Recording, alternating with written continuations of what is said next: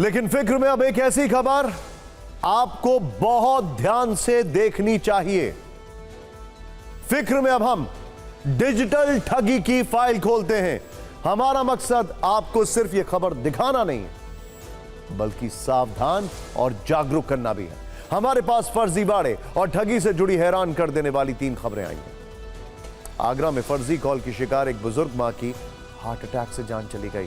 छत्तीसगढ़ में 3 ठगों ने स्टेट बैंक ऑफ इंडिया की पूरी फर्जी ब्रांच खोल दी और ऐप के जरिए हुए 500 करोड़ के घोटाले में एल्विश यादव समेत 3 लोग आरोपों के जाल में फंस गए।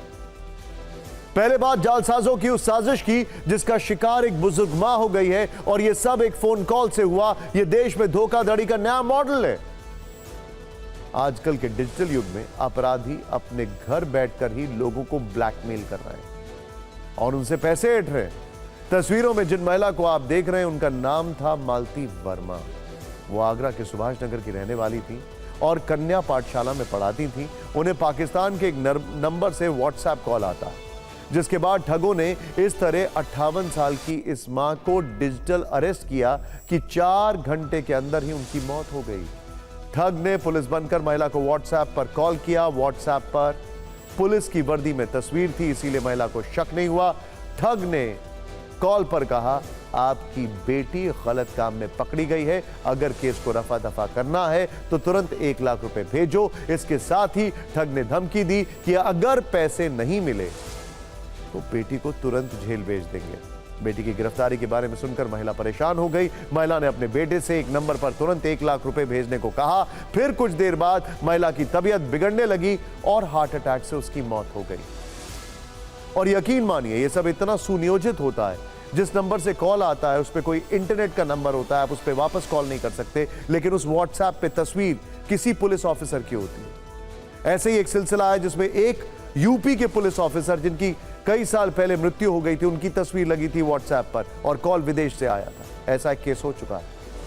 इसे कहते हैं डिजिटल अरेस्ट, यानी जालसाज फोन करके इस तरह लोगों को अपने झांसे में लाते हैं कि उन्हें अपनी दौलत और जिंदगी दोनों से हाथ धोना पड़ता है। आर्टिफिशियल इंटेलिजेंस के जरिए आवाज बदलकर भी बड़े पैमाने पर ठगी हो रही है।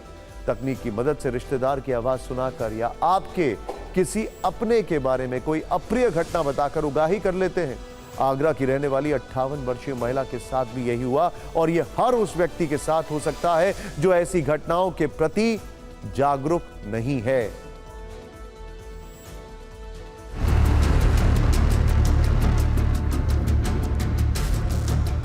मेरी माताजी को तकरीबन 12 बजे एक कॉल आया जिसमें बोला गया कि आपकी बेटी एक सेक्स रैकेट में पकड़ी गई है, अगर आपको उसे छुड़वाना है तो 1 लाख रुपया मैं आपको नंबर देता हूँ, उस नंबर पर भेज दो, बिना कुछ किए आपकी बेटी अपने आप आपके घर आ जाएगी।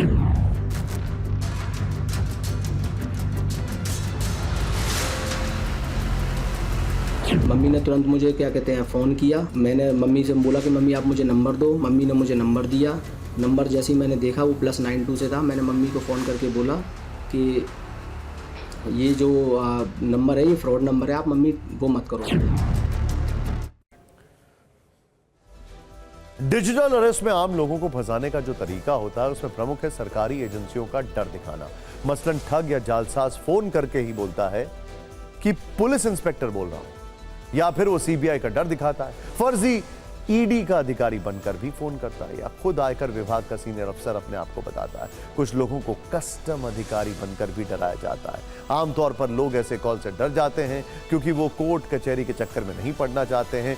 लोगों को डराने के लिए जो तरीके अपनाए जाते हैं उनमें पहला बड़ा हथियार होता है सेक्स रैकेट। इसमें एआई से करीबी रिश्तेदार की डरी सहमी आवाज सुनाकर फंसाने का डर दिखाया जाता है और पैसों की डिमांड की जाती है। इसके साथ ही फोन करके यह कहा जाता है कि आपके रिश्तेदार ने दुर्घटना में किसी की जान ले ली है, पैसे ट्रांसफर कर दो, केस रफा दफा कर देंगे। इसका तीसरा हथियार है कुरियर। इसमें फोन करके कहा जाता है कि आपके नाम से भेजे गए कुरियर में ड्रग्स या अवैध सामान मिला है, आपको पैसे देने होंगे। इसके अलावा फोन करके यह भी कहा जाता है कि आपके बैंक खाते से अवैध ट्रांजैक्शन हुआ है, यानी फाइनेंशियल फ्रॉड के आरोप लगाकर डराने की कोशिश की जाती है। इसके अलावा लोन देने के नाम पर अवैध ऐप्स को डाउनलोड करने को कहा जाता है, जिसके बाद बैंक डिटेल्स भरते ही लाखों रुपए चुटकियों में चोरी हो जाते हैं। डिजिटल अरेस्ट से बुजुर्ग महिला की मौत के बाद आगरा पुलिस ने एक एडवाइजरी जारी की है। पुलिस ने इस तरह के फ्रॉड की शिकायत करने के लिए टोल फ्री नंबर 1930 पर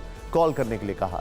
वैसे इस तरह की घटनाओं में अगर कोई अनजान नंबर से कॉल करके आपके किसी करीबी के बारे में कोई अप्रिय सूचना देता है तो आप एक बार यह जरूर सोचें कि यह सूचना सही है या नहीं, कहीं इसके पीछे कोई चाल तो नहीं है। हो सकता है ऐसी सूचना कई बार सही भी निकले, लेकिन डिजिटल युग में ऐसी सूचनाओं पर आंख बंद करके भरोसा करने के बजाय एक बार वेरीफाई जरूर करना।